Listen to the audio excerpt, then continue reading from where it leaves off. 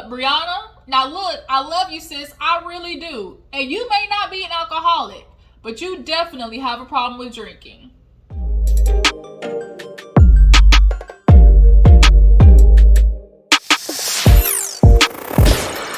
Hey y'all, what's up? Welcome back to my channel. Your girl G here. Appreciate you for tuning in. We gotta talk about growing up hip hop. I finally got a chance to sit down and watch the episode, and I'm not gonna lie, this episode was a little bit of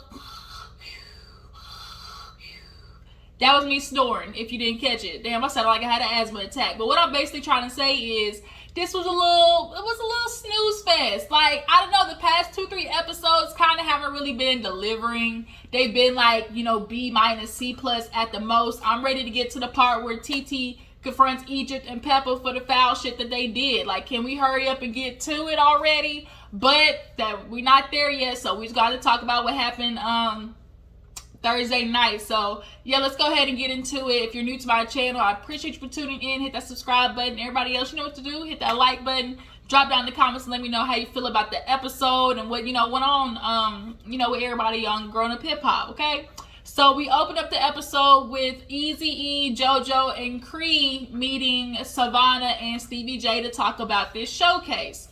I'm feeling like maybe JoJo, I know he has artists, I'm guessing, but I'm feeling like JoJo would be better off on the talent management side, I guess you could say. Not necessarily being a manager, but just somebody who controls, like, doing concerts to people, stuff like that. The party promoter. I just don't see him as a person who's musically inclined. Like, he knows a good music, obviously, because who his dad is, but creating wise, I don't know necessarily. But, he has his, label. I think Eazy-E has his little label, Eazy-E Jr. Cree, I think she does, or she's just involved in the music industry, but nonetheless, they are coming together, and they use Stevie for advice because, obviously, his history.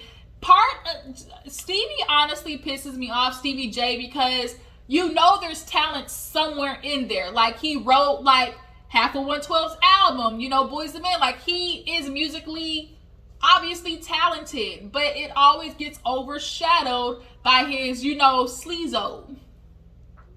Like, what the fuck is that? Like, it's always gonna be only one sleazo. And so it's like, God, like, it's just so much more music that could be made from him, but he's just such an asshole. And he treat women like garbage. Like, we already know he cheating on Faith. Like, he cannot keep his dick in his pants, period. But they tell him they're playing about the showcase, and he's, all for it. They're thinking about streaming. He's like, don't make it too much like the Versus. I don't think it would be like the Versus if you were to stream it, honestly. I think it would be just fine. Like, you're coming up, saying, okay, here's this, person from so-and-so label. So, like, I don't think it would be Versus at all, so I definitely advise y'all to stream it. But, they start talking about Jojo and Sam and how they can try to mend it for, Egypt to perform, because Egypt obviously being Peppa's daughter, Pep being on the show and on the panel, like, why not? That makes sense.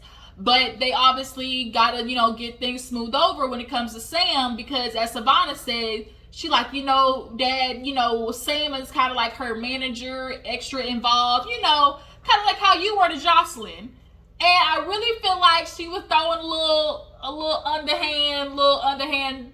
She was trying to say what the relationship was without saying what the relationship was. Because Stevie know what his relationship was like with Jocelyn. So she was like, nigga, they got a very tumultuous relationship as far as music and, their career goes. So Jojo agrees to set up with Sam because at the end of the day, having Peppa there is important. Cree gets convinced to talk to Luke because obviously Luke being somebody in the industry, and she feels some type of way because it's like, dang, I don't want to talk to this man. Like, I'm really trying to build more a personal relationship than a business one. But she got to do it for them, and it's all about, business. So moving on, we have a scene where Denise ends up meeting with Angela, and the mom, she lets the mom know that they are pregnant with child again. So it's super, happy, super glad because they did miscarry last time. So, they were waiting for a right time to tell the family because last time, as soon as they told the family, it was like, boom, like maybe a couple of days later, they miscarried. So being extra, being extra cautious about this one, understandable. So Angela comes in. I love the shirt that she had. I think it was like Old Navy partnered with an artist or something like that. But the shirt was super cute, Black women empowerment. But she started talking about she wants to, do her bathing suit line. And she's going to do a calendar. And, she's super excited. And so the mom asked about Daniel. She was like, oh, that's done. She was like, what? She was like, oh, that's done. And she was like, wait a minute. I thought it was just like, like a little, basically like a little couple fight. And the way Angela's so precisely like, nope, it's done. It's whatever life got for me. It is what it is. It's like, damn, like, Angela be trying to convince herself like, you didn't just run into this relationship full force when everybody told you to slow your ass down. Like, I don't think she wants to admit, like, Angela's one of the people who, like, once she feels it, she goes into the deep end. But, like, you can't be doing that when you got a kid. Now you done introduce this man to your child, and now he's not going to be there anymore in the picture. And it's like, you're going to give your baby whiplash. Like, you can't keep doing that.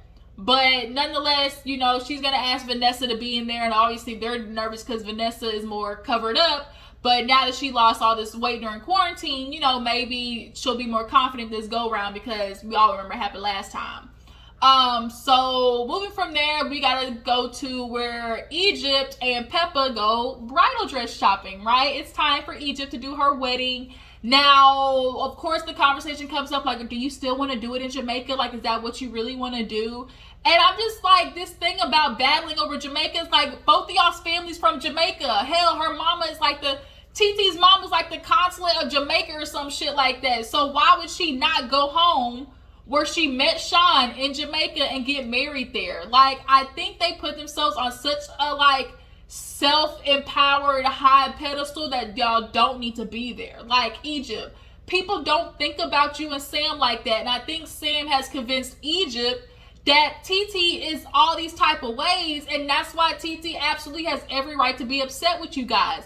Y'all have not, especially Egypt, you have not really came up with something just super valid about how you and Sam have like iced TT out, did this to her. All she simply said was the reason that she didn't trust your relationship. It's her opinion. And granted, you may not like it, but the way that y'all are like carrying it on, like, you and TT definitely could have maintained a relationship.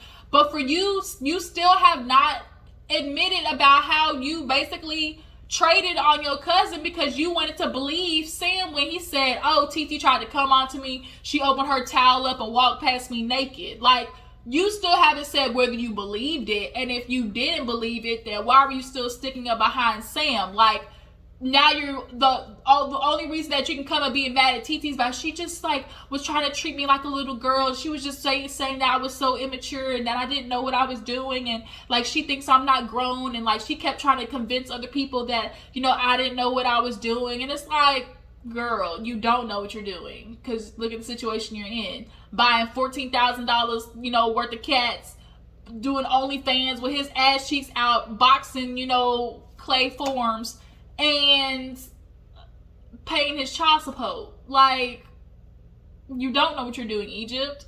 But yeah, so they go dress shopping, and not one of the dresses was cute. I mean, I think the very last one she put out was okay, but TT definitely looked way better in her dresses. Egypt, I really wish when she cut her hair, she didn't do the shave. I really wish that she'd had like maybe a bang, like low cut with a bang or something, with the bang. Like, I wish it was something like this. Just shave, although it's fitting, it's just like not A1. Like, it just missed the mark a little bit. So, of course, she talks about how, I just really want, just people, my friends and family that I love to be there. And, of course, I would want TT to be there. But, I talked to Tretch, my dad, about how, I really wanted to congratulate her and the baby. I should have said something, but I just couldn't, without attaching about all the things that she did to me. And it's like, the fact that you couldn't separate them just goes to show how petty, immature, and, ungrown woman you are. Like, all the actions that you think are showing that you are a grown woman are doing the complete opposite. So Peppa and when Peppa was like, oh, you told your dad what happened? It's like, yeah, you look stupid. How y'all spread this rumor? Because she's like, oh, I told him, like, I told Savannah about, what happened, everything about happened. And Peppa was like, everything. But she told everything. And now Peppa nervous because she know she fucked up. She's like, I ain't talked to Maureen, her sister, in a minute. So it's like, y'all know what y'all did. So moving on, Jojo, Easy, and and Sam, they all meet at a venue. They were all trying to get the venues ready and whatnot. Sam comes in. He always walks with this inflated energy, like you got BDE, and it's like, bro, you posing, you don't. But he walks in with a goddamn, Teletubby hoodie under a jersey, and basically, like, Jojo lets him know that, look, we're doing this showcase. We want Egypt to be there. I ain't looking for no man's, permission. That's not what I'm doing. But what I'm telling you is we want Egypt to be there. We done heard your music. Your music's cool or whatnot, but we've never seen Egypt by herself, which is the truth. It's always been Egypt and Sam, and more on Sam's forefront. And so obviously after this conversation with Tretch, Sam's more of, whatever's for business, it's her, I ain't never gonna stay in the way of, let my baby shine. And so they was like, yeah, that's all we asking, just let it be what it be. So now we got to talk to Pep and obviously get her on board for doing, the panel. And so he's like, but we still need to address, this live situation, because it's like, bro, you got my number, you could have called me. Like, you sitting here talking shit on live, and it's like, you can reach me. Well, it goes both ways. And it's like, no, because Jojo isn't the one with the issue. You should have reached out to him. So he's like, that's fair, like, just saying that. So he finally gives in and was like, okay, I apologize, for, speaking on your name during the live, I shouldn't have did that, we good now, my apologies.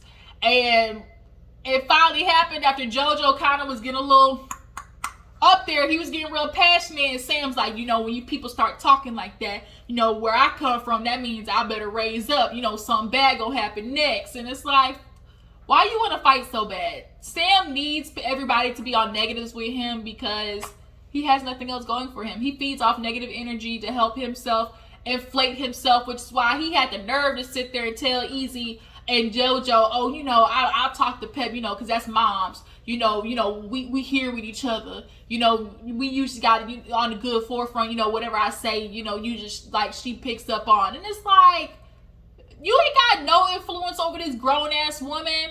And Jojo had to tell it right. It's like, you not in the family yet. Like, I don't consider you a part of the family. You on your way. But he really is trying to, like, just mooch and leech himself onto this family. And, like, because they have the respect, like, you supposed to get it. And it's like, nah, my nigga, no, it don't work that way.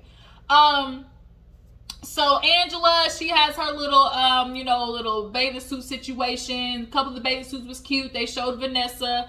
Vanessa don't know. She want her ass out, all like that. But basically, she doing this photo spread, this calendar, because she trying to show Daniel what he missing, okay? She trying to say, gotta use what you got to get what you want. And it's like, bitch, that ain't gonna work.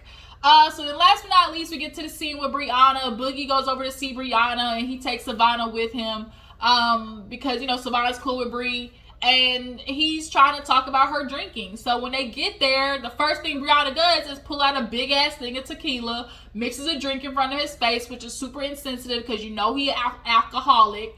And she starts like, okay, what's the problem? He's like, Brianna, I don't like where we are right now. He's like, I don't like this. I'm just trying to look out for you. She's like, what do you mean? He's like, with the drinking, like, I don't like seeing you like that. She's like what? He's like, all belligerent. Like, well, when did I get like that? And it's like, well, you were kind of like that at Pep's party. I mean, at the anniversary party. Then, when I last saw you, was yelling at me. And so she's like, oh, so you don't mind seeing me human?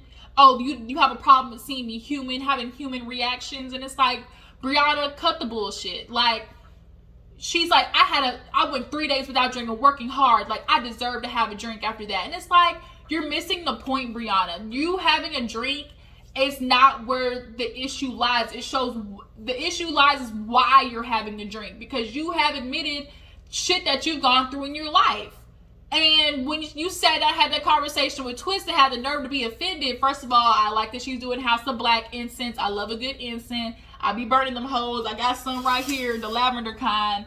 But she's told Twist like, oh, none of my other friends, have an issue with me drinking. They might. They really might, but they don't say shit to you because your reaction is very reactionary. Like reactionary, which involves more emotion than logic. So maybe that's why people ain't saying shit to you. And Twist can't say nothing about no drinking because he can't stay not high for more than 2 minutes. So, for you to like get on Boogie, like you're not listening to what he's saying. Like he's coming to you as a friend and you're already on defense. And then you mad, and then you like told Twist too, like, oh, I don't like bitch niggas who want to talk about me behind my back instead of coming to my face. When there's literally proof of him trying to talk to you, Bree, that he showed up at your place. He tried to talk to you at the engagement party. But of course, like you said, because you were drinking, you weren't trying to listen to it and you blew up. And then you try to hide behind, oh, that's just my reaction. That's just who I am. You don't like it, fuck off. And, oh, he's like, I know what you've been through. Like, you told me. So she's like, if you know what I've been through, I told you, like, then you should know, like, I ain't got no issues or whatever. And it's like, you clearly have an issue. You might not be an alcoholic, but there is some type of dependency there for when you are, because your immediate reaction when you get drunk is always anger. It's always anger. We've never seen Brianna not drink and it not get to, like, rowdiness, destruction, anger. Like, so you have some shit that you clearly are hiding behind in the bottle. So she would just like pull the whole Cat Williams, I'm tired of your presence, you are dismissed. Like, if you don't know where that's from, real ones know where that's from. Like, she basically told the security guard, like, come on, escort Boogie out of here. And Boogie's like, for real? She's like, yes, like, gone. Like, you're bothering me, my presence, like, I need you out of here. And Boogie's like, for real, like, I'm just like, Boogie was trying to talk to you, Brianna. You say you don't like when he's not talking to you, like talking behind your back, and when he come to talk to you, you got an issue. So Savon is looking like, well, wait a minute, what the fuck? Like, what happened? He's like, Brianna. She was like, okay. And Brianna's in there drinking, acting as if she didn't just do something super immature and not leading into what he's saying is like, you don't want to address the issue. You want to keep drinking and feel like it's gotta hide it. And he's like, at this point, me and Brianna's relationship is donezo, and that's it. And that's where the episode ended. So yeah, there really wasn't that much. So I'm super excited to get to Love After Lockup, and then bitch, Love and Marriage Huntsville comes on this weekend, y'all. Love and Marriage Huntsville, I'm so excited. So I will see you guys later. Tell me how you feel about the episode. How do you guys feel about Brianna's drinking? Is she an alcoholic or is she alcohol dependent? Do you guys feel like Egypt and Pep will ever apologize to TT about spreading the rumor? And how do you guys feel about Sam? Do you feel like Sam will ever make it possible for Egypt's career to flourish on her own? Y'all let me know down in the comments. I will see you guys in the next video. Deuces.